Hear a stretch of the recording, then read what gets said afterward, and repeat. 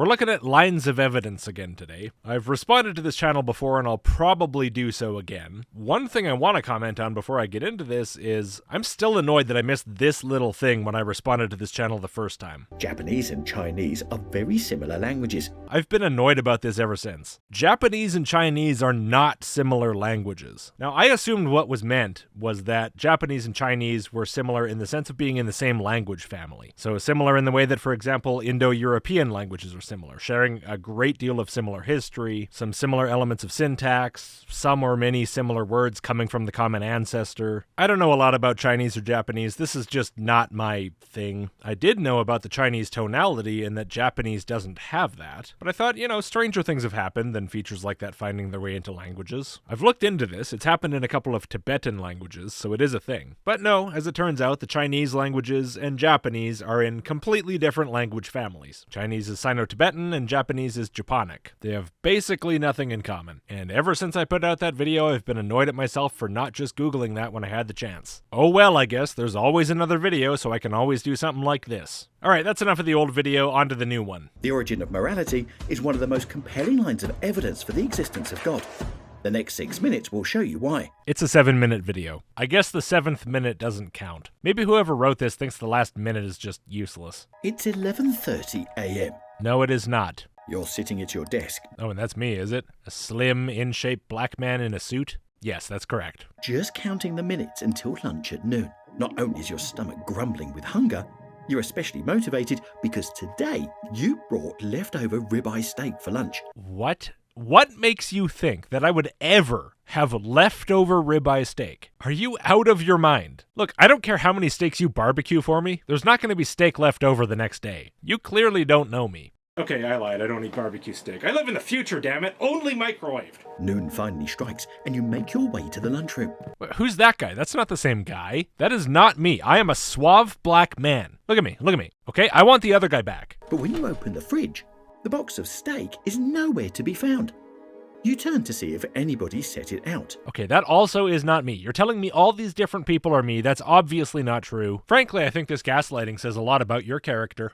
I do kind of like this guy, though. Can I see that again? You turn to see if anybody set it out. That might be the most upset I've ever seen a person look without crying. And all this over the leftover steak. This poor guy's ready to crack. When you see exactly where it went, your boss looks up and wipes his mouth with a napkin as he finishes chewing the last bite of ribeye.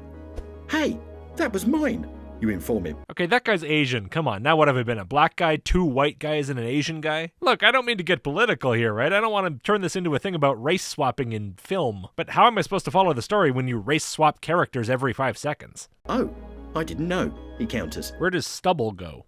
Oh, different guy. You stole my lunch, you charge. Okay, I'm feeling kind of defeated by this now. I don't know why I bother to protest this anymore. Just do with me as you will. Yeah, so what? He replies. I don't believe stealing is wrong. Yeah, that's the boss. That's what he looks like. Pretty sure that's the same guy. In fact, I don't even believe in the concept of right and wrong. If it feels right, I do it. Great steak, by the way. I like how when he says great steak, by the way, he's not even moving his mouth anymore. Good for you, boss. That's the polite way to speak. I wish more people would figure out how to speak without moving their disgusting face worms. If I had a mouth, I'd puke when people do that. Now, he might claim not to believe in right and wrong. But if you ran down the hallway to his desk, grabbed his keys and drove off with his new car, he might suddenly find morality important. Yeah, good for you, fake me. You get him back for making you feel whatever emotion this is. Interactions like this show us that societies are built upon some basis of morality. Do they? I didn't know that's what you were trying to show me there. That's not really what I got out of it. I'm not really sure what I got out of it. I guess I learned of a new facial expression of pure heartbreak, and that you consider me to be something of a racial chameleon. They have to be, or else we would be stuck in a constant loop of people harming each other, lying to each other, and stealing each other's lunches. Yeah, I agree. Some moral baseline is kind of a functional requirement for a society, yeah. There's an obvious practical reason why people behave in certain ways and expect others to behave in certain ways, which is why things like the Christian moral argument, where they say that the only possible reason people would behave in those ways is because God told them to, are unfathomably stupid. We could not have laws. courts or police officers to deter such actions. If societies weren't based on some sort of morality, yes, you could still have laws, courts, and police. You might not like the laws those courts and police are enforcing, but that doesn't mean they couldn't do it. These things are not inseparable. Laws, courts, and police are not directly products of morality. They're products of power. They're power sustaining itself. We would be at the mercy of what every person desires at every given moment. Okay, I mean, you already are. If somebody desired to stick a knife in you, they could do that. But if they desire more not to get caught and go to prison, well, they'll act on that desire first, which means doing nothing. If the reason you feel reasonably safe in a crowd is because you think, well, if somebody stabs me, the cops will get him, so I'm not at the mercy of the people around me, I think you're naive. Personally, I would feel reasonably safe in a reasonably placid crowd pretty much anywhere in the world. And my reason is I think people are generally fine most of the time. For the most part, people aren't bloodthirsty maniacs. They kind of just want to go about their day and go home at the end with not too much conflict, and so they're just not that scary. So, we understand that there must be a moral foundation for society. Well, in the sense that people set boundaries and say, like, no, that's not cool. We're going to deal with you now if you really step out of line, yeah. But I think that's kind of an inevitability. People have a desire to survive and to thrive, and if they feel that's being threatened too severely, including just by the society getting too nasty, sooner or later they'll do something about it. Like the guy grabbing his boss's car keys and going for a joyride. He finally cracked. But that reality raises two important questions. I bet they're not.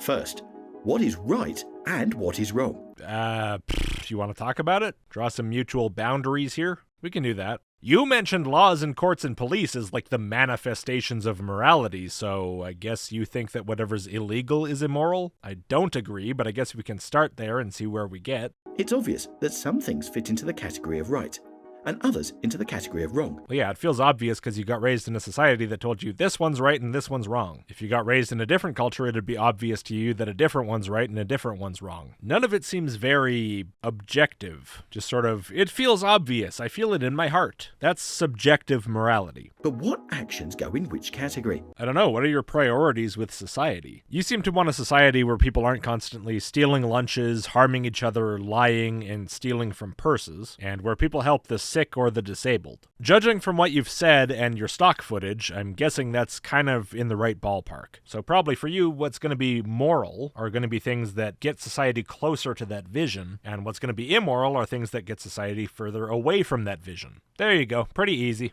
A great deal of time, energy, and attention is given to this debate in every society. Well, yeah, because people have different priorities, for one thing. And also, even people with pretty similar visions about how society should be have very different ideas about what pushes society towards being that way, or pulls it away from that. And so people are going to argue about this forever, and they're going to have different ideas about what the moral action is, even if on paper their ideas about what they want, their priorities, are basically identical. But it is a secondary debate, because ultimately everyone would have to agree that somebody has to choose. Yeah, ultimately each individual is going to have to choose. What have you become convinced that society should be like, and which actions have you become convinced will help society to move in that direction, and which ones will drag it away? I'm afraid that as much as people might wish that we could all just agree, that there was some central rule book we could all look at and go, aha, that's the answer, that's not realistic. That's not how society works. It's not how it's ever worked anywhere, ever. Yes, there are things like culture and social conformity and social pressure that create some degree of consensus, but that's the closest you're going to get. At the core of it, morality is something that a person holds within themselves. It's an opinion, or a set of opinions, and those opinions are going to change over the course of their life. It's not a static thing for any of us. Or maybe it is for the most limited and small-minded of us, but for most of us, that's not how it is. That brings us to the second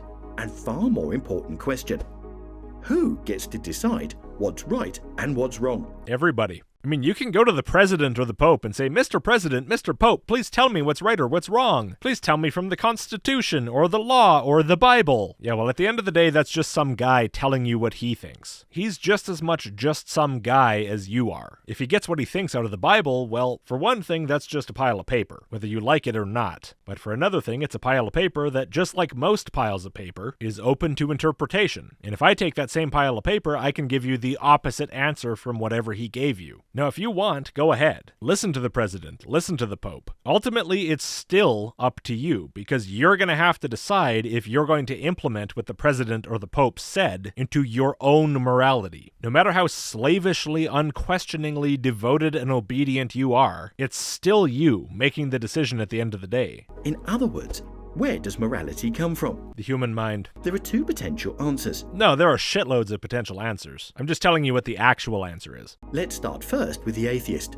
Evolutionary point of view. Yeah, evolution has very little to do with this conversation. Of course, it has a lot to say about why humans have the preferences that we have, but we're not talking about the why here. We're talking about who holds moral opinions, who decides what's moral. And the answer is everyone. We all do that. Atheist, Christian, Muslim, makes no difference. In the worldview, where matter created itself. Matter created itself. I don't know what that's supposed to mean, and I don't think you do either. And life sprung up from non-life. Oh yeah, it just sprung up. Just poof, that's the whole thing. Morality would have to be a byproduct that developed along the way. A byproduct of matter creating itself or life springing up from non-life? No, I'm pretty sure you mean an evolutionary byproduct. Why you felt the need to toss in these supposed origins of matter and life, I don't know. They don't seem relevant. But so is morality a byproduct of evolution? Well, it's an instinct, so if instincts are something you want to derisively call byproducts, then sure. I would see it as more of like a useful mental social tool, which is self-reinforcing and self-increasing due to being useful. Ultimately, that's all just labels. It doesn't really matter. It is what it is. It's a thing we do and it has certain outcomes. End of story. There would be no central moral authority or lawgiver. Boo-hoo. It would originate either from the individual or from a group. I pooped myself. Let's explore whether the individual is left to decide the bounds of morality. Nah, I'm good. Many today claim to believe that individuals are in charge of creating their own moral standards. Yes, that's been the case through all of history. Look, pick up anything ever and read it, and you'll find a different morality. All we've ever done is fight with people that we thought were morally different from us. That's human history in a nutshell. Everyone has their own truth. No. Don't you try that shifty shit. We're not talking about truth. We're talking about morality. Opinions on what's right and wrong. What we value and how we think we can best get there. Now, yes, to an extent, if we're talking about how we can best get to a certain goal, then yes, truth enters the discussion, and then we have to have arguments about, statistics and studies and research, and I guess if you want, even like anecdotal outcomes and things like this. People are generally of the opinion that the way that they think is the best way to get to the goal is in fact the best way, so they all have their ideas about what's true in that sense, and then they'll all argue with each other, and maybe some people will convince other people, and yeah. Nobody has their own truth. They just have their different ideas about what's true because they don't have all the information. But assuming a shared set of goals, there usually is a certain path that would better approximate the achievement of those goals than another path. And so if we're talking about the best course of action in relation to the goal, that would be the truth. But that's not the core of morality. The core of morality is what matters, what we value, what we're striving for. And that's not a question of truth. When we disagree fundamentally on something like that, we're not disagreeing about what's true. We're disagreeing about what we care about. And the only thing you can't do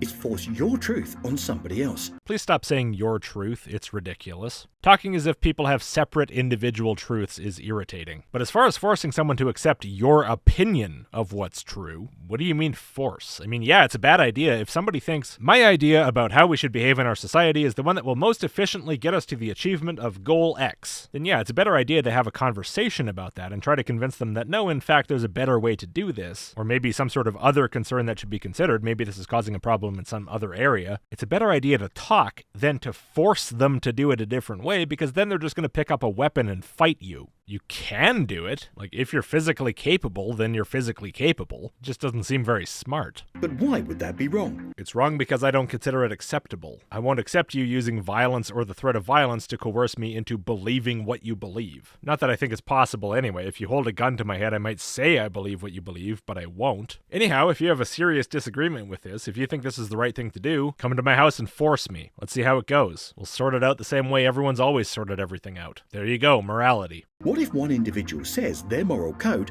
allows for coercion of others? What do you mean, what if? That happens all the time. If he tries that on the wrong person, he'll get a punch in the face. You talk as if you're describing some alien planet where this isn't how people actually work. Like you're talking about some abstract philosophical idea, some thought experiment. No, this is how it works, and this is why I'm right. I'm not talking about consequences here. I'm not talking about, like, the outcome of this is good or the outcome of this is bad. I like it this way better, or I like it this way worse. I'm just telling you that's how it is. If you haven't noticed this, what planet are you living on? Your personal truth is that stealing lunches is wrong. No, my position is that. Your boss's personal truth is that it's perfectly fine to steal lunches. Okay, well, if it bothers me so much, I'll get a new job. Or, like, go to HR. Assholes are just a thing you're gonna have to deal with sometimes. It's just a thing. It's always been a thing, ever since people were damn near 100% Christian in Europe and America. And before that, too. Religion, it seems to me, doesn't really do much to fix this, but regardless, you don't get to pick your truth. If the religion's not true, I'm not going to start propagating it around society because of some utilitarian argument. Oh, well, it'll keep the little people in line. No, if it's not true, get it out of here. And so, he is going to impose his moral standard on you and your steak. Yeah, that's what bosses generally do. They kind of do their own thing. Sometimes it sucks. I don't know what you want me to say about this. This is just reality. Who's to say he's wrong? You?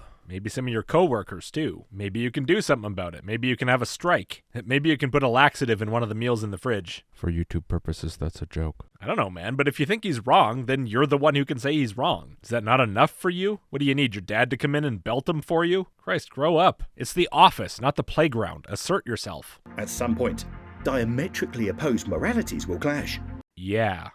If morality is subjective, no one has the right to say their interpretation is more correct than their opponent's. Is that so? If morality is subjective, then objectively you have no right to say that. You don't see any inconsistency with that? So, in the end, only might makes right. No, consistency with the moral standard makes right. I know it bothers you that everyone has their own standard. I don't know how to help you with that other than just telling you to grow some balls. Learn to deal with the world. Yeah, there are assholes. And yeah, they might not care if you whine like, I don't think this is the right thing that you're doing. Well, maybe you'll have to do something more than just whine about it then. Might doesn't make right, but it does make power. If a person exerts might over you, it puts them in control of you. And if you want to escape that control, you're going to have to exert might back. And sometimes that's going to suck. Sometimes you're not going to want to do it. Sometimes you're going to have to anyway. That's just the kind of place the world is. Why do I have to give you a dad talk here? How old are you? You should be too old to need this. Well, one could concede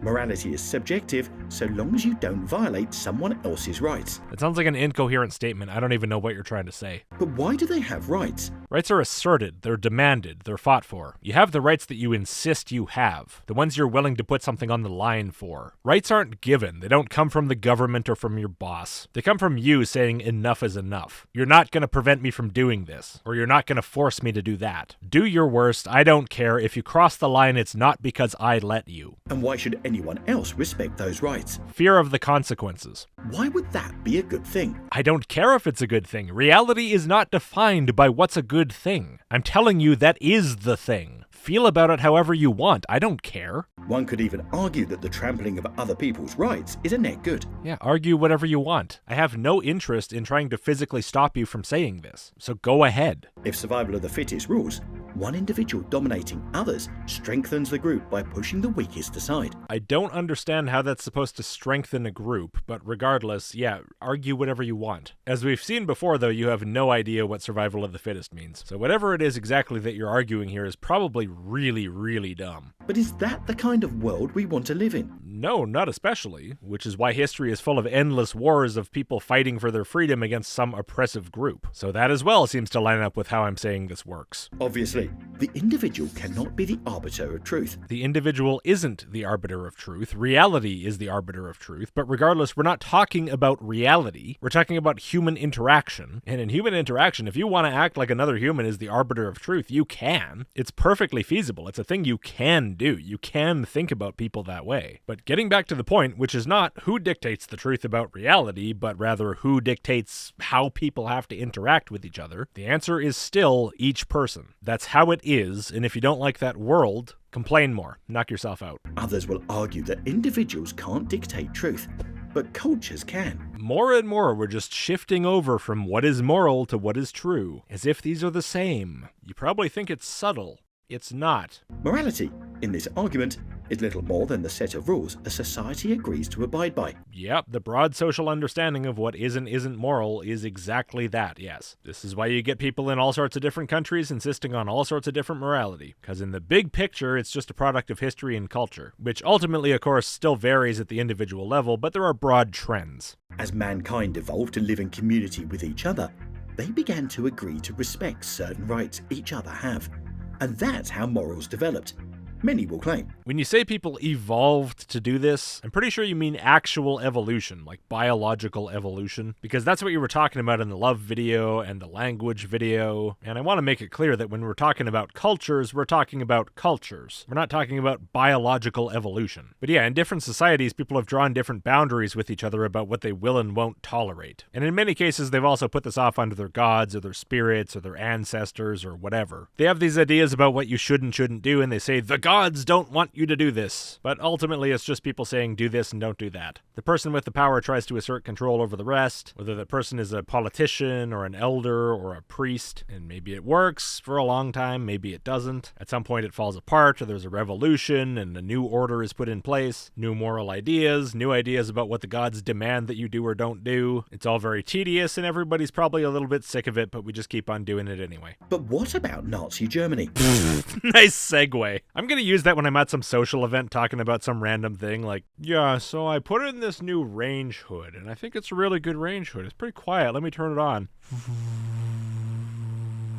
Yeah, she is pretty quiet. And I'll say, yeah. But what about Nazi Germany? Soviet Russia, or any of the barbaric societies of centuries past. Yeah, they were people struggling with each other over moral questions too. Again, nobody ever said it's perfect. I'm just telling you how it is. Anyway, then he goes on for a while talking about the bad things that the bad guys did. And it's honestly just easier that I cut it rather than having to potentially go back and calzone it all later. I might still have to go back and calzone something even so, because he was saying the names of some of the bad people. And to YouTube, apparently that's a sin. So we'll see. Hopefully it's fine as it is. If culture determines morality, who can say any of that was wrong? Oh, just get on with it. This is so tedious. Who can say Hitler or Stalin were moral monsters? Whoever wants to. Honestly, it's the most babyish nonsense. While still claiming that culture dictates morality. If culture dictates morality, then a person in a culture that has a morality that would say that those people are monsters will be of the opinion that those people are monsters and therefore say it. Like, how are you not figuring out that the round block goes in the round hole? That's the level this is at. Who can say the father who sacrificed his child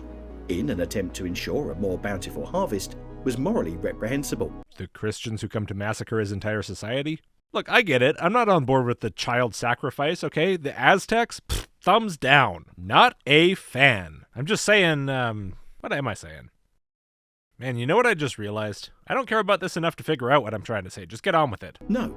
Just as with the individual, the culture is insufficient for explaining the origin of morality. What? At no point have you provided any reason to think the individual or the culture is insufficient to explain morality. I don't think you've even said anything that would imply that. All you've said is you don't like it, but that doesn't make it not true. If you don't like the truth, I'm not going to substitute your truth. Subjective truth based on what you like or don't like isn't supposed to be a thing, remember? That leaves us with the other possibility. The same possibility assumed by the biblical worldview. I don't like it, so Bible. I reject your reality and substitute my own. Laws require a lawgiver. Morality isn't laws. I guess you could sort of say that it's personal laws, but then you're muddying the waters for no especially good reason. Morality was not something we as mankind developed for ourselves along the way. Yeah, I don't like it, so yeah. Ugh, do I have to listen to this part? Nobody's wondering, wow, I really wonder where this is going. Then again, I think it's only about another minute, so we'll try to make it quick. Painless-ish. Instead, it was given to us from the very beginning. Without the ability to appeal to such a higher authority, no one could ever claim anything is wrong.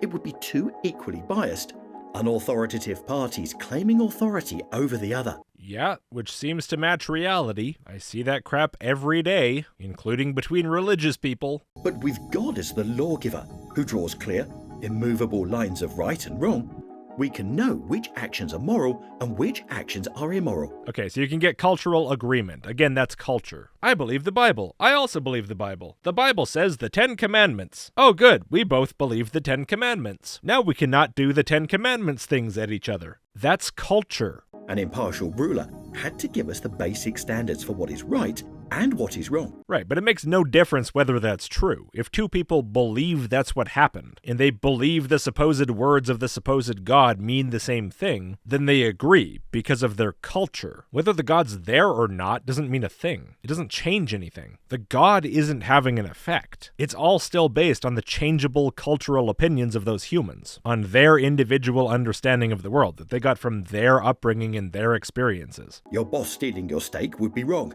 not just because you think it's wrong. Oh, so is this all just about having another way to impotently whine at your boss? It's not just me saying you shouldn't steal my steak. It's also God. God's gonna put you in the bad place. Unless you've already repented and you're a Christian. And then it's okay. Then you're okay. And I love you. I guess. That's your word against his. And that's why the individual view fails. When you say it fails, what do you mean? Fails to accurately describe reality? Because it doesn't seem to. Or do you mean it fails to get you what you want? Which apparently is a big scary man standing behind you to scare your boss into not stealing your steak so you don't have to man up and do it yourself. The individual view fails because you would actually have to stand up to your boss if morality was your word against his. And apparently somehow if you believe in God, that doesn't happen anymore. Even though it obviously does, so nothing changed. I can't even express how pitiful that is. His theft of your steak would be wrong, not because the workplace's rulebook says it's wrong. That rule could be changed anytime someone gets hungry.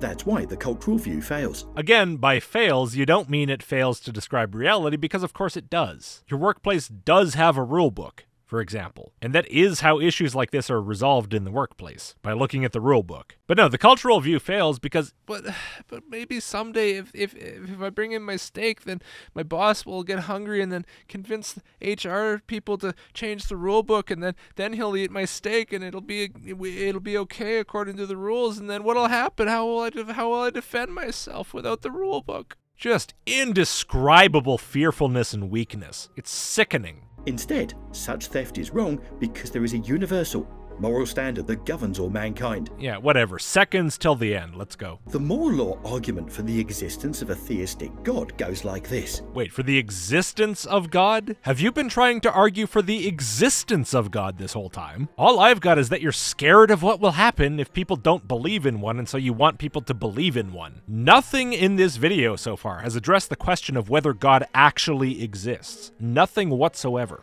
Every law has a lawgiver. There is a moral law. Therefore, there is a moral lawgiver. Yeah, well, you wish there was some universal objective moral law. Anyway, that's what we found out in this video. You gave no argument for that. No reason to believe that's actually true. As far as I can tell, your only reason for saying this is that that's your truth. Well, I'm sorry, you don't get your own truth. By your own standard, you don't. You said it yourself. Obviously, the individual cannot be the arbiter of truth. And so with that statement, you undermined the entire point of your video. The entirety of human interaction relies on a higher authority, a righteous and good lawgiver who has told us what is right and wrong. Nope. Never relied on such a thing in my life, and nor have most of the people I've ever known. And they were perfectly fine, because this is just not a thing that's necessary for humans to interact with each other and not rip each other's heads off. You live in such a strange fantasy world that it's like you've never spoken to another human before. Like you're an alien or something. Well, I guess have fun over there in your bizarre little bubble. To the rest of you, thank you for watching. If you would, before you go, please do give the video a like and click subscribe if you haven't. And if you really like the channel, maybe consider supporting. A couple bucks per video or per month helps a huge amount, and enormous thanks to all of my supporters who've already made that choice. Early access, email list, list.logicked.com, and I'll see you next time.